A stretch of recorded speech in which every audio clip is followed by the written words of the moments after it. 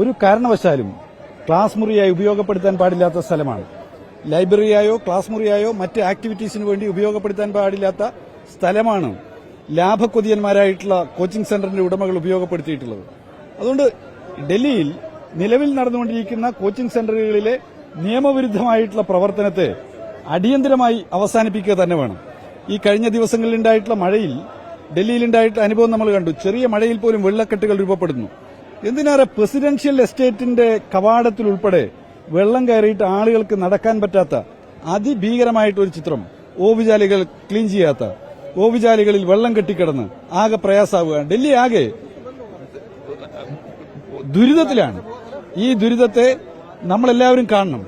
എങ്ങനെയാണ് ഒരു സ്റ്റേറ്റ് ഗവൺമെന്റിനെ കേന്ദ്ര സർക്കാർ അസ്ഥിരീകരിക്കുന്നത് എന്നുള്ളതിന്റെ കൂടി ഉദാഹരണമാണ്. ഇവിടെ ലഫ്റ്റനന്റ് ഗവർണർക്ക് എല്ലാ അധികാരങ്ങളും കൈമാറിയിട്ട് മറ്റെല്ലാ ഭരണ സംവിധാനത്തെയും അസ്ഥിരപ്പെടുത്തിയിരിക്കുകയാണ്. ഇതിനെതിരെ നല്ല പ്രതിഷേധം തന്നെ ഉയർന്നു വരേണ്ടതായിട്ടുണ്ട്.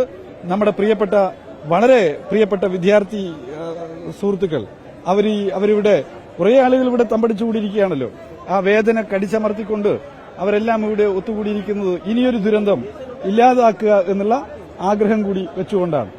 അപ്പോ നമ്മളെല്ലാവരും നമ്മുടെ പ്രിയപ്പെട്ട വിദ്യാർത്ഥികളുടെ നിര്യാണത്തിൽ വേദനാകരമായിട്ടുള്ള ആ വേർപാടിൽ അനുശോചനം രേഖപ്പെടുത്തുന്നതോടൊപ്പം ഇത്തരത്തിലുള്ള സംഭവങ്ങൾ ആവർത്തിക്കാതിരിക്കുന്നതിനുള്ള മുൻകരുതലുകൾ സർക്കാർ എടുക്കുന്നതിന് വേണ്ടിയുള്ള ആവശ്യപ്പെടലുകൾ കൂടി ഈ വേദനാകരമായിട്ടുള്ള സംഭവത്തിന്റെ വാർത്ത കൃത്യമായി ജനങ്ങളെ അറിയിക്കാനും മറ്റ് സുരക്ഷാ ക്രമീകരണങ്ങൾ ഏർപ്പെടുത്തുകയൊക്കെ ചെയ്യേണ്ടത് ഡൽഹി പോലീസിന്റെ ഉത്തരവാദിത്തമാണ്. പക്ഷേ ആരൊക്കെയാണ് മരണപ്പെട്ടത്, അപകടത്തിൽ പരിക്ക് പറ്റിയവരുണ്ടോ തുടങ്ങിയ കാര്യങ്ങളൊക്കെ സ്വകാര്യമാക്കി വെച്ചിരിക്കുകയാണ് ഇപ്പോൾ ചെയ്യുന്നത്. വ്യക്തമായ നിലയിൽ യാതൊരു വിവരവും ആർക്കും കൈമാറാതിരിക്കുകയാണ്. അപ്പൊ ഇത് ഒരിക്കലും നീതീകരിക്കാൻ പറ്റുന്ന ഒന്നല്ല. അപ്പോ പോലീസിന്റെ ഉത്തരവാദിത്വം പോലീസ് നിർവഹിക്കണമെന്നുള്ളതാണ് ഞങ്ങളുടെ അഭിപ്രായം. ഇപ്പോ നമുക്ക് കിട്ടിയ വിവരം വെച്ച് അവന്റെ ആ വിദ്യാർത്ഥിയുടെ വിവരങ്ങൾ നമുക്കെല്ലാം ഒരുപോലെയാണല്ലോ അറിയുന്നത്, ആ വിദ്യാർത്ഥിയെക്കുറിച്ചും മറ്റു കാര്യങ്ങളും എല്ലാം. അപ്പോ നിലവിലുള്ള ഒരു വേദനാകരമായിട്ടുള്ള ഈ മുഹൂർത്തത്തിൽ വിശദമായിട്ടുള്ള മറ്റു കാര്യങ്ങളെ കുറിച്ചൊരു ചർച്ച ഇപ്പോൾ അപ്രസക്തമാണല്ലോ. പക്ഷേ വളരെ വേദനാകരമായിട്ടുള്ള ഈ വിഷയത്തിൽ മലയാളികളായിട്ടുള്ള ആർക്കൊക്കെയാണ് പരിക്ക് പറ്റിയത് എന്നുള്ളതിനെക്കുറിച്ച് പോലീസിനോട് ആവശ്യപ്പെടുകയുണ്ടായി.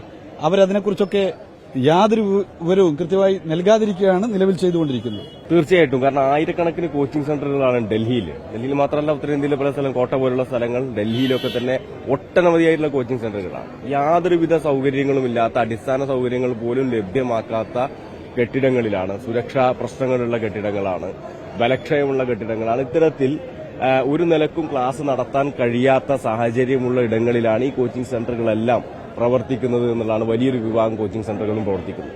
ഇതിനെതിരെ കുറ്റക്കാർ എന്ന് പറഞ്ഞിട്ടുണ്ടെങ്കിൽ തീർച്ചയായും ദീർഘനാളായി ഇത്തരം കോച്ചിംഗ് സെന്ററുകൾക്ക് അനുമതി കൊടുക്കുകയും അനുമതിയില്ലാതെ പ്രവർത്തിക്കുന്ന കോച്ചിംഗ് സെന്ററുകളെ നിയന്ത്രിക്കാൻ കഴിയാതെ പോവുകയും ചെയ്തിട്ടുള്ള ആളുകളെല്ലാം ഇതിന് ഉത്തരവാദികളാണ്. ഈ ഒരു വിഷയത്തിന്റെ അടിസ്ഥാനത്തിലെങ്കിലും ഇത് വലിയ കാര്യക്ഷമമായിട്ടുള്ള പരിശോധന ഗവൺമെന്റ് എന്നുള്ള നിലക്ക് നടത്തി ഇത്തരം ആളുകൾക്കെതിരായിട്ട് ശക്തമായ നടപടി സ്വീകരിച്ചു പോകണം. SFI ഇതുമായി ബന്ധപ്പെട്ട് ഇന്നലെ തന്നെ ഈ വിഷയവുമായി ബന്ധപ്പെട്ട് ഇവിടെ പ്രക്ഷോഭം ഡൽഹി സ്റ്റേറ്റ് കമ്മിറ്റിയുടെ നേതൃത്വത്തിൽ ഏറ്റെടുക്കുകയുണ്ടായി. ഇത് തുടർച്ചയായി എല്ലാവിധ കോച്ചിംഗ് സെന്ററുകൾക്ക് എതിരായിട്ട് അവർ നടത്തുന്ന ഇത്തരത്തിലുള്ള കൊള്ളക്കെതിരായി, വിദ്യാർത്ഥി പീഡനത്തിനെതിരായിട്ടുള്ള ഒരു ശക്തമായ പ്രക്ഷോഭമായി രാജ്യത്ത് ഉയർത്തിക്കൊണ്ടുവരും.